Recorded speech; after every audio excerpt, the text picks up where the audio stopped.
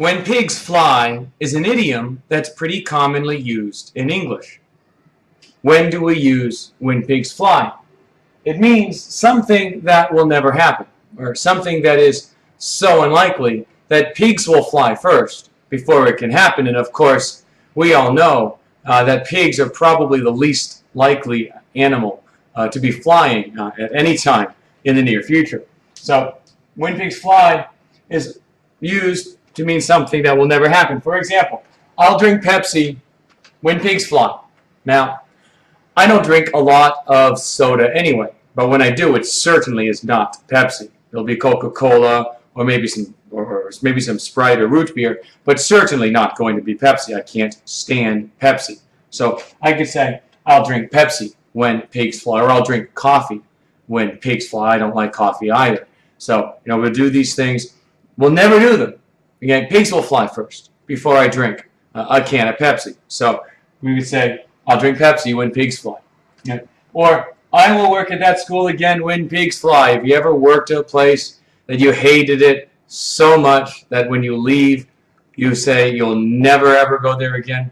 I've had a school like that, and so yeah, I would work there again when pigs fly, meaning that there'll never be any chance that I'll work there again. So I will work at that school again when pigs fly. Or I will cheer for the New York Yankees when pigs fly. I'm from New England. I'm a Boston Red Sox fan. We do not ever cheer for the New York Yankees. So we'll cheer for the New York Yankees when pigs fly. So it's impossible for pigs to fly. We all know that. Of course, it's also impossible for many other animals to fly too, but when you look at the body of a pig, that pretty much is the animal that many people think of as being the least likely to ever be able to take to the skies. Again, maybe a snail.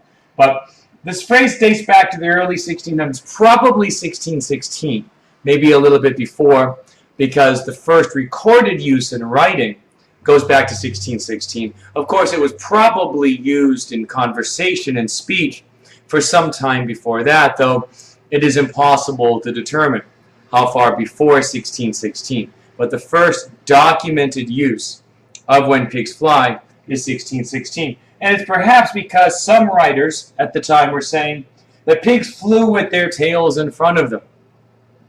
And of course, many stories, many fairy tales about animals flying, you say pigs fly with their tails in front of them. That's even more unlikely than pigs ever flying. Now, in the past, snails, when snails fly, or something similar to that, or when cows fly, and there's even a nursery rhyme, of a cow flying over the moon that dates back several hundred years. So those have been used in the past, but the idea that pigs don't fly, and that when pigs fly, using that as an idiom, has stood the test of time. We don't say when snails fly, when cows fly. We say when pigs fly. So we'll use the idiom when pigs fly to go along with something that we would never, ever do. This has been an installment of Word and Idiom Origins. 如果你还有英文的问题，你可以上 FB 台中新英文美语，也可以上 YouTube TCNEEnglish。如果你在台中你找英文老师，你可以上 FB 跟我联络。谢谢你收看。